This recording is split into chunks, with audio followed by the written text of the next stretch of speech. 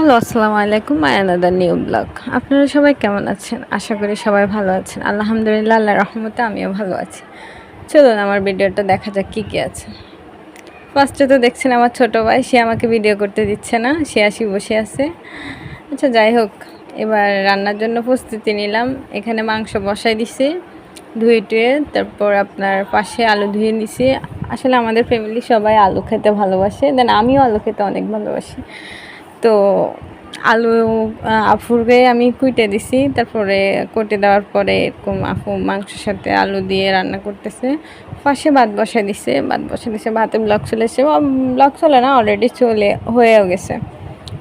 যাই হোক, এখানে আপনার গরম পানি বসাই দিছি আপনার মাংসগুলোর সাথে দেওয়ার জন্য। সাইডে দিয়ে আবার আপনার হালিম রান্না করবে, হালিমের মাংস বসাই দিচ্ছে।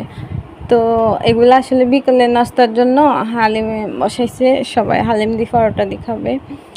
তো গরম পানি হয়ে আসতেছে, এদিক দিয়ে পুরা রুম এলোমেলো হয়ে আছে, রুমটা গোছাতে হবে, গোছায়ও নাই। মানে সকালে উঠতে উঠতে শুক্রবারে অনেক দেরি হয়ে গেছে। তারপর আমার খুব ফ্রাই খেতে ইচ্ছা করতেছিল, পরে কিছু ফ্রাই বানাই নিছিলাম।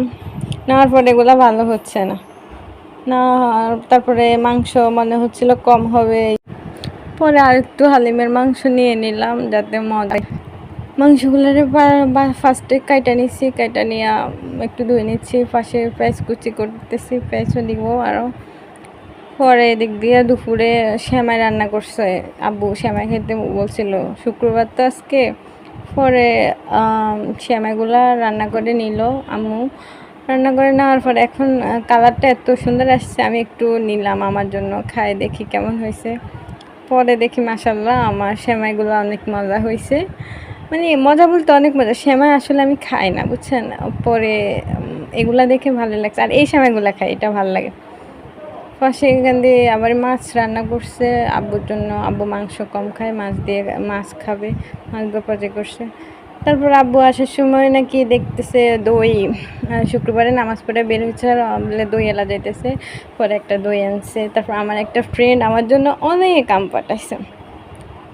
আমার ফ্রেন্ড বলতে আমার কাজিন আর কি, ওরা দেশের বাড়ি থেকে আসতেছে, তারপর অনেক আম পাঠাইছে।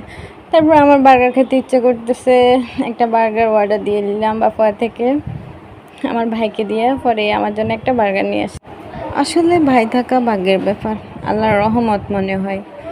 যখন যা দরকার, ভাই থাকলে রাতের 12টা বাজক বা রাতের 1টা বাজক, দোকান খোলা থাকলে দৌড়ায় যায়। এই যে আরেকটা ছোট ভাই, আজকে ওরে নিয়ে বের হলাম, ও বলতেছে কিছু খাবে,